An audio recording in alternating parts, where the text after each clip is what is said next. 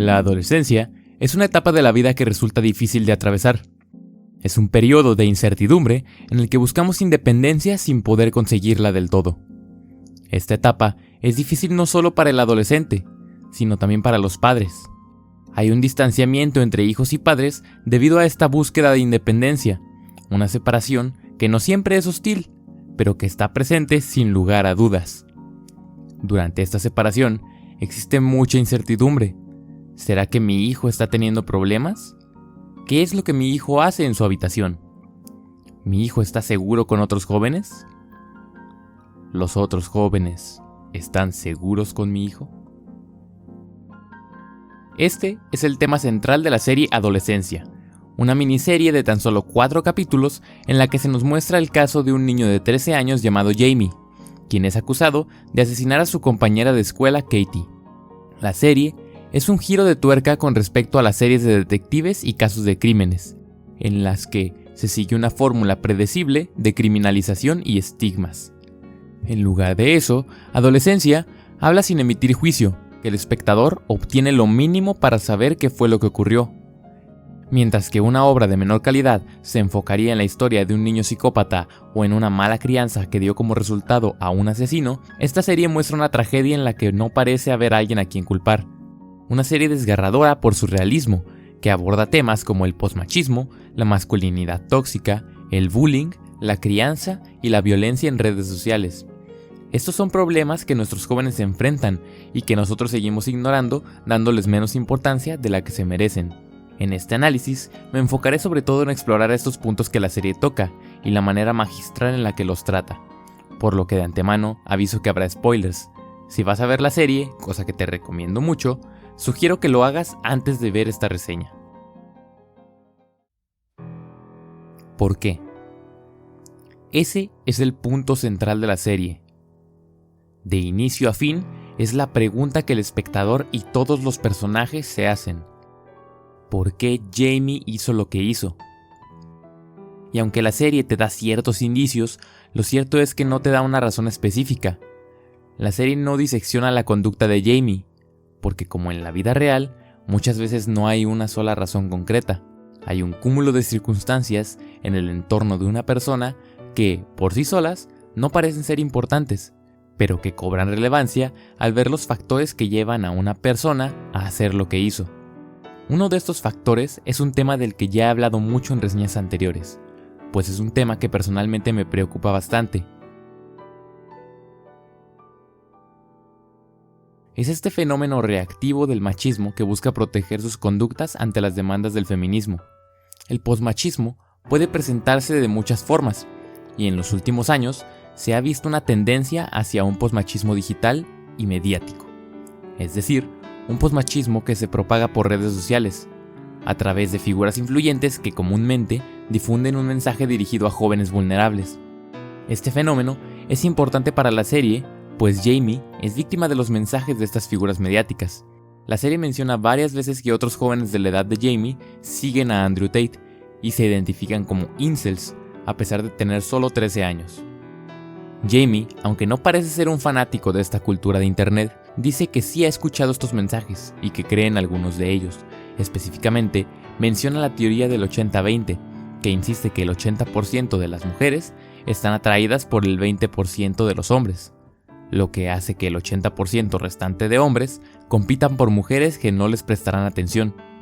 Esta es una teoría con poco sustento, que busca explicar la epidemia de soledad masculina, y es una de las más famosas dentro de la comunidad incel. Jamie, a pesar de tener 13 años, ha sido expuesto a este tipo de contenido a través de redes sociales, un contenido que, para nada, encaja con la realidad de Jamie.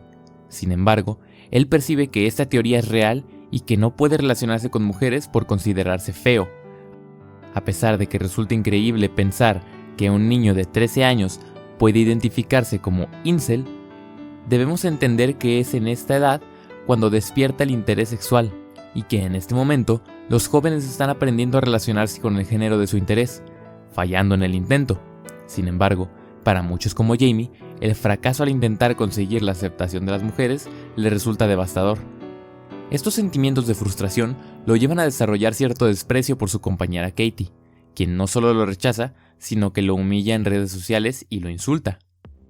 Mucho se habla en otras reseñas sobre los efectos del bullying como causa de la conducta de Jamie, pues es cierto que Jamie era víctima de acoso por parte de su compañera Katie, y aunque es importante reconocerlo, creo que se está dejando de lado que la masculinidad tóxica es un punto al que la serie le da igual importancia. El capítulo 3 de la serie, el mejor en mi opinión, nos presenta a Jamie siendo entrevistado por una psicóloga clínica que trata de descubrir las razones de su conducta. Durante este capítulo, podemos observar un rango de emociones increíble por parte del actor que interpreta a Jamie, pero sobre todo, resaltan los momentos en los que Jamie se pone a la defensiva contra la doctora. Cuando la doctora insiste sobre temas de masculinidad, Jamie se frustra, descargando su ira sobre ella, hasta el punto en el que ella se siente amenazada por la agresividad de Jamie. Jamie se ve como un hombre adulto, utilizando frases despectivas contra la doctora, insultándola pero a la vez buscando su aprobación.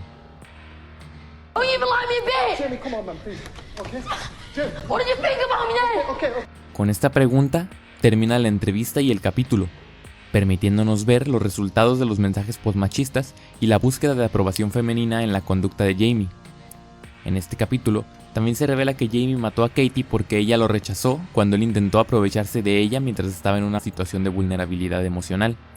Estos descubrimientos nos muestran que Jamie no es una inocente víctima del bullying que finalmente se rebeló contra su abusadora, sino que es un joven con conductas y creencias reprochables, que cometió un grave delito. Y a pesar de eso, no es un monstruo. Es una situación compleja, en la que cualquier otra serie podría haber optado por una narrativa más sencilla. Jamie es un niño psicópata, Jamie solo se defendió del acoso escolar, o los padres de Jamie lo criaron mal. Estos son postulados que no encontrarás en esta serie, porque la realidad no es tan sencilla como señalar una razón y esperar que todas las dudas se resuelvan al hacerlo. Una vez que hemos hablado del posmachismo, considero relevante mencionar el tema del acoso escolar. Aunque el posmachismo tuvo consecuencias destructivas en la conducta de Jamie, el acoso por parte de Katie lo potenció. Katie molestaba a Jamie en redes sociales, le decía incel, alimentaba sus inseguridades sexuales, diciéndole que nadie querría estar con él, etc. La serie recalca mucho esto, pues es importante para entender las acciones de Jamie. Y a pesar de esto, la serie no culpabiliza a Katie, ni hace responsable a la víctima del delito, lo cual, como he dicho, es un recurso barato que suele usarse en muchas obras para justificar las acciones del victimario. Katie no deja de ser una víctima de Jamie, pero también cometió errores. Una vez más, la serie destaca por jugar con la culpa y con la responsabilidad de los personajes, reflejando un entendimiento de la complejidad de la conducta humana y los aspectos que la moldean. Tanto Jamie como Katie son solo niños, que fueron víctimas de diferentes circunstancias. Niños que fueron socializados de una u otra forma, y eso los llevó a cometer malas acciones. Katie tenía amigas que la apoyaban, tenía una familia, y también fue víctima de acoso escolar cuando se filtraron fotos de ella. Jamie también tenía amigos y una familia, tenía intereses y pasiones, así como problemas emocionales. La serie no se limita a mostrarlos en una posición de víctima y victimario, sino que juega con estos roles llevándote por una montaña rusa emocional para que al final te des cuenta de que son personas, niños. Otro aspecto que la serie destaca es la importancia de las redes sociales en la vida de los adolescentes, pues vivimos en un mundo completamente alterno a la realidad en estos espacios digitales. Un mundo con su propio lenguaje y normas sociales distintas a las del mundo físico. Una escena que destaco mucho de la serie es en el segundo capítulo, cuando los detectives del caso de Jamie van a su escuela para cuestionar a los demás alumnos y profesores para tratar de descubrir las razones de Jamie. Sus preguntas no los llevan a nada y se sienten frustrados, hasta que el hijo de uno de ellos se acerca y les revela que no han entendido el contexto de redes sociales en el que se manejan los jóvenes. Los detectives pensaban que Jamie y Katie eran amigos, pues el bullying que Jamie recibía era pasivo-agresivo, y para entenderlo, tendrías que comprender el contexto digital y el lenguaje de emojis que utilizan ciertas comunidades en línea.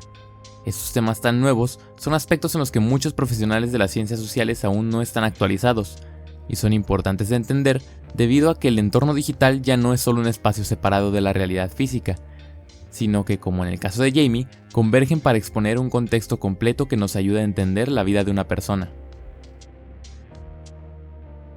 Al final, el mensaje que intenta dar la serie es un mensaje de crianza, no reprochando a los padres, sino haciéndolos conscientes de los peligros que hay en el mundo, en la importancia de estar presentes, pues a veces no lo estamos tanto como creemos. En el último capítulo de la serie, podemos ver la vida de la familia de Jamie ahora que Jamie está bajo custodia esperando su juicio. El capítulo nos muestra cómo la familia de Jamie es acosada por las personas del vecindario que ya se enteraron del caso. Están viviendo una situación de ansiedad y estrés, pues está en juego la libertad de su hijo. Hasta ese entonces, no habíamos visto mucho de la familia de Jamie. Sabíamos que estaban preocupados por él, pero fuera de eso, solo tenemos los comentarios de Jamie durante la entrevista para tratar de descifrar cómo era la vida de los Miller. Jamie menciona que su padre tiene un fuerte temperamento de vez en cuando. Entonces el espectador espera encontrarse con un padre abusivo, pero nos encontramos con un padre normal. Puede que tenga un temperamento fuerte, pero no se percibe agresividad hacia su familia. Es respetuoso con su esposa e hija, es consciente de los peligros del machismo, y es un hombre que sufrió golpizas por parte de su padre, y prometió nunca hacerle eso a sus hijos. Lo cierto es que el padre de Jamie es un hombre con fallas, pero al final del día está intentando ser el mejor padre que puede ser. Y lo triste es que a veces eso no es suficiente. Aunque intentaron ser buenos padres, hubo algo que no lograron ver. Quizás ser más conscientes de las redes sociales de su hijo, tal vez preocuparse más por su bienestar emocional. A lo largo de la serie, esperamos el juicio de Jamie, pero la serie termina justo antes del juicio. ¿Por qué? Porque no es relevante para el mensaje de la serie. No es importante saber quién tiene la culpa. Lo importante es saber que podemos hacer mejor las cosas como padres, familiares y profesionales. Este aspecto ya se veía reflejado en el segundo capítulo, cuando el detective Bascombe se da cuenta de lo que realmente ocurre con Jamie, reflexiona sobre su papel como padre y se da cuenta de que debe estar más tiempo con su hijo. Entonces, de ser un detective concentrado en su trabajo como nos lo enseñan al inicio de la serie, decide dejar el caso un momento para recoger a su hijo de la escuela y llevarlo a comer. Una acción sencilla, pero conmovedora, y sumamente relevante para el mensaje que la serie busca dar. Después de esto, ya no vemos al detective Bascombe, pues su parte de la historia ha terminado, y se ha dado cuenta de su responsabilidad como padre, el trabajo más difícil del mundo.